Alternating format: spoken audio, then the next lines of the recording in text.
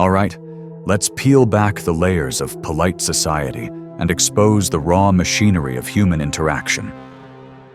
Those eyes of yours? They're not just for appreciating art or reading road signs.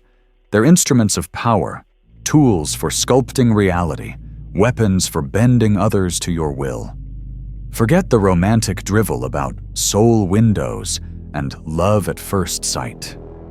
We're dealing with the cold, hard science of influence, the art of subtly shaping another's perception, rewriting their narrative to align with your own.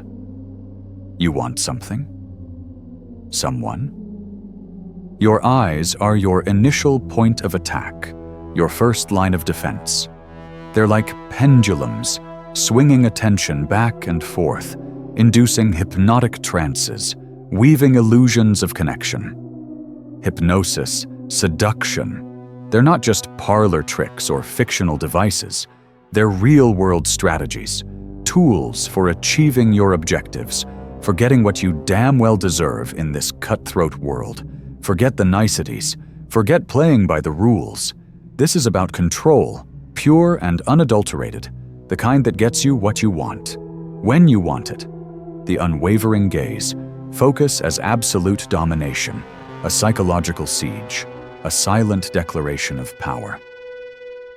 Imagine this. You're across a polished mahogany desk from a CEO, a titan of industry, a man accustomed to command.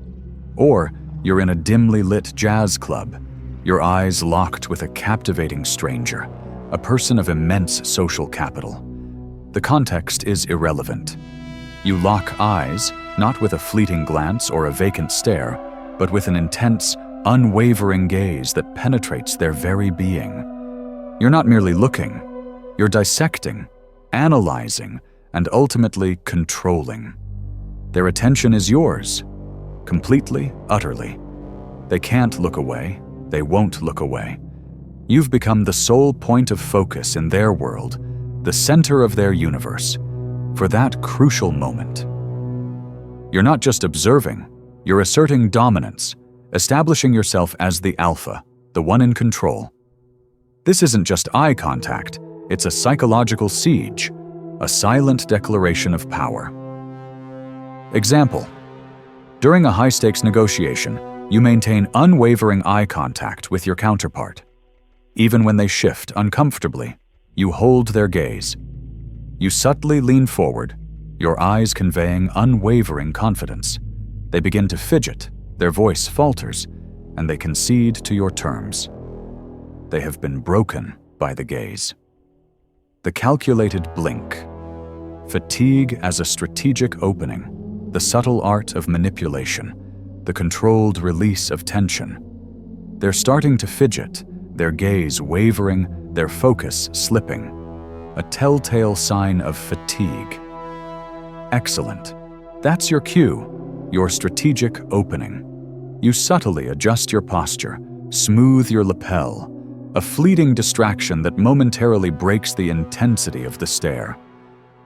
Their eyes follow your movement, then snap back to yours, refreshed, renewed, and still firmly locked on you. You've given them a moment's respite, a brief reprieve, but kept their attention firmly tethered to you. You're not just controlling their focus, you're manipulating their perception of time, their experience of the moment. You're playing them like a finely tuned instrument, controlling the release of tension. Example: while having a deep conversation with a potential romantic partner, you notice their eyes becoming tired.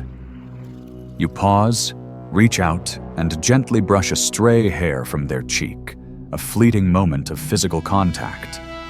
Then, you resume eye contact, your gaze refreshed and intensified. This gives them a moment to refocus and to feel a deeper connection. The complement as a Trojan horse, pacing and leading as subterfuge, the weaponized word, the art of psychological infiltration. They're listening intently, hanging on your every word, their defenses lowered, their guard down. You pause, let the silence settle, then lean forward, your voice low and smooth, laced with sincerity.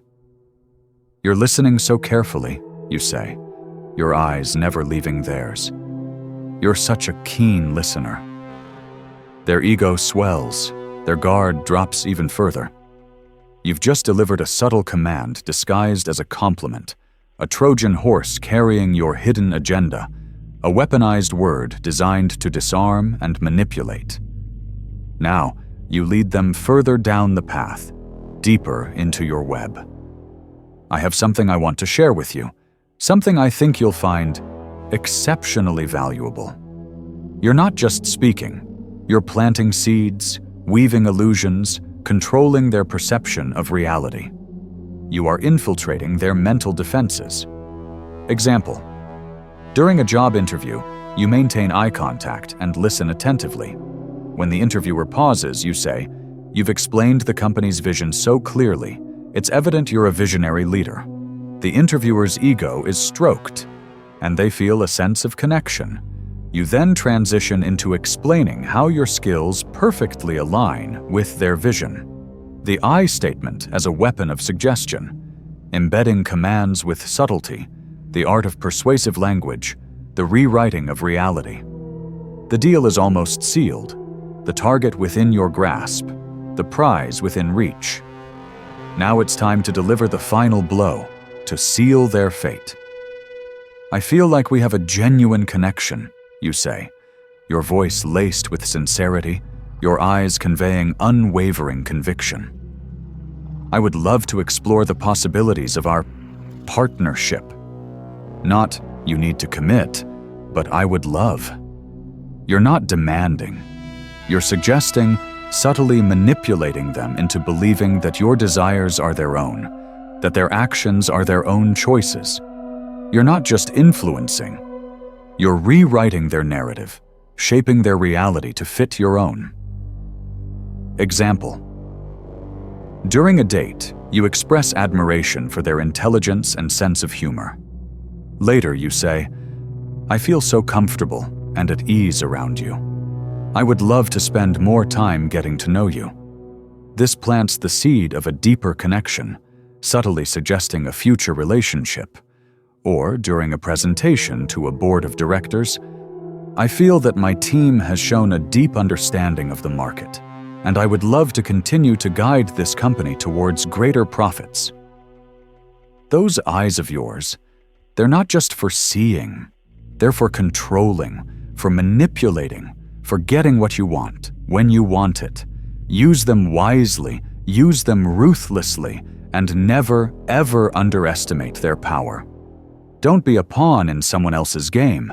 Be the puppet master, pulling the strings, orchestrating the dance, controlling the narrative. They are your weapons. They are your tools. They are your power.